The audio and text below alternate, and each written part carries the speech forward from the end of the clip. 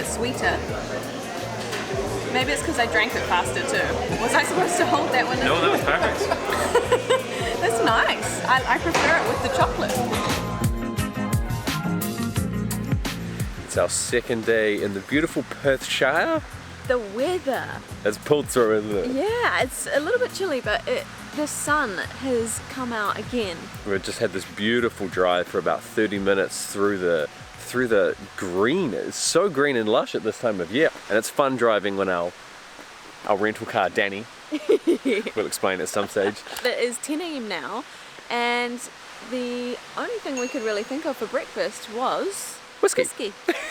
We've come to a place called Dewars Aberfeldy Distillery. The area that we're in is called Aberfeldy.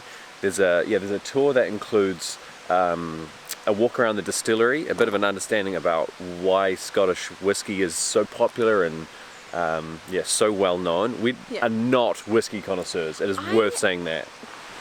Scottish people don't hate me. I don't think I've really ever had whiskey. Really, never even tried it? I don't think so. I'm not a big fan of spirits in terms of, I'm a beer guy. I'm a beer guy. Anyway, let's go get inside and actually see what's going on. Hey Alex, I love the outfit, by the way. Good to meet you. Thank you very much. It's good, isn't it? It's perfect. It's very practical. So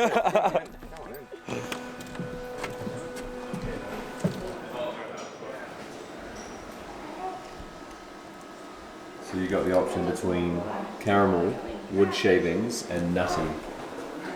I don't smell very much, actually. Try again. I didn't see it for options, but Wood? Woody? Reveal the answer. Roll it over, see what you think. Oh yeah. Which shape? Ooh, One congrats. for one. Ooh, that's a good one. So antiseptic, earthy, and smoky, and it's smoky. Oh, it's got it. Good.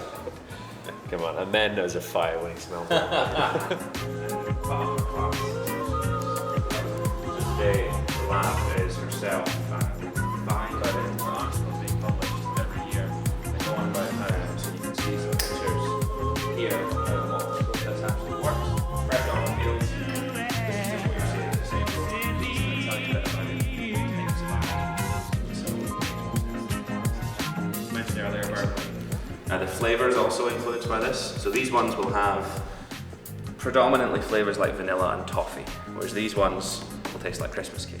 So all of this colour has just come because of the different type of barrel that it's been in. Yeah. I did not know that. Yeah. That looks fun. This is called the Bung Flogger, which is a brilliant name.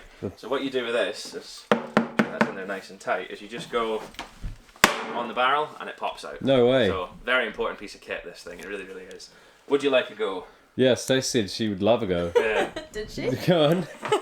Alright. Show us how to open a barrel. So you don't hit the bung itself, you hit the barrel and the acoustics. Oh, and then the bung pops out. Vibrations pop out, the vibrations. There you go.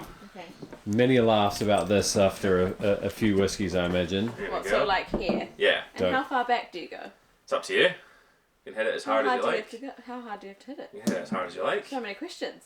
There you go. Hey, Nice well and done. All You in just a popped the day's bung. You flogged the bung. work. Should I be proud of that? I don't know. So we just had about an hour worth of our tour with Alex, who is probably, I think, about the most knowledgeable person I've ever met when it comes to whiskey. We've consumed so much information that we couldn't possibly share, but we've done our best anyway. We've now come into the whiskey lounge. It's time for some tastings. We've walked in and we've got 3 tasters.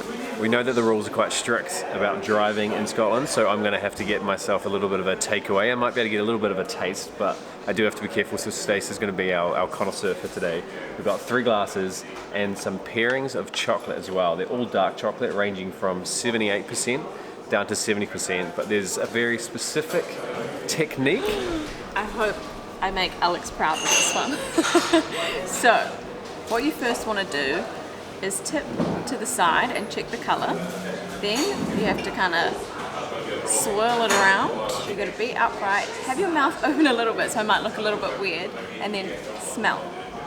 What I'm going to do is try it, leave it in for 5 seconds, then take a bite of chocolate and then have some more whiskey. It's very complicated. Let's get it.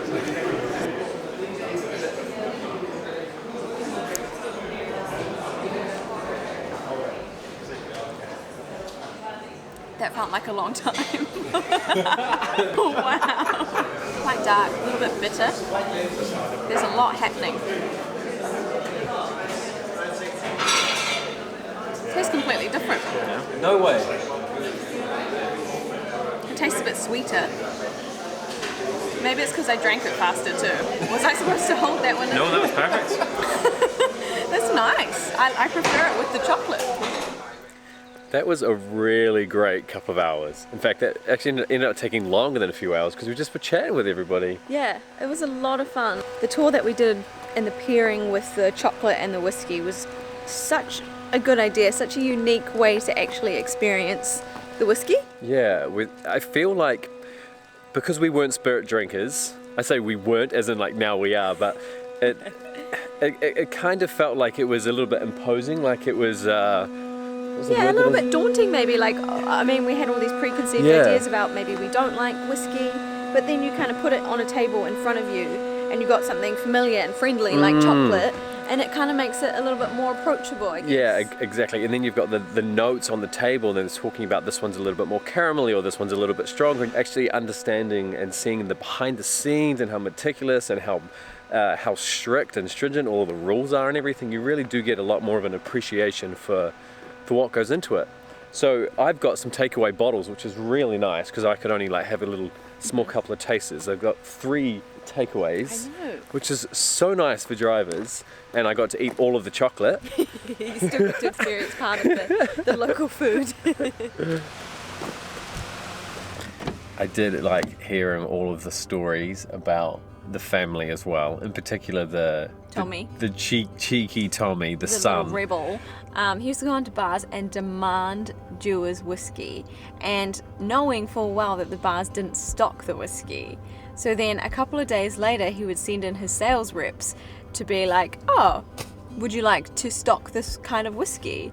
And because they'd had the encounter a couple of days prior, they'd obviously all sort of agree and say, yep, we need this in our bar. Apparently, from what we were told, that is strictly illegal now. So if you're watching this go, that's quite a good technique for some kind of industry that you're in. I think you can't do that. Check the laws.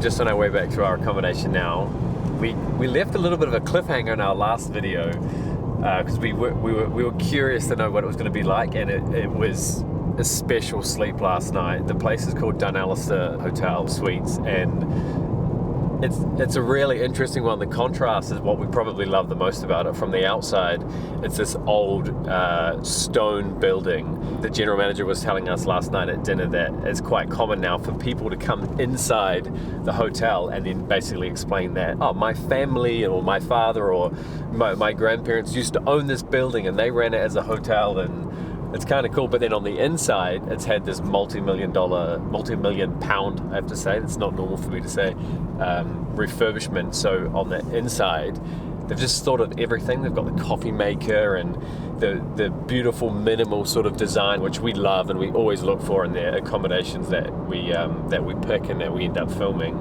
And then there's like the little Google thing that you can speak to and plays music and tells you the weather, and you know what I mean? It's just really modern at the same time as on the outside feeling very like really historic.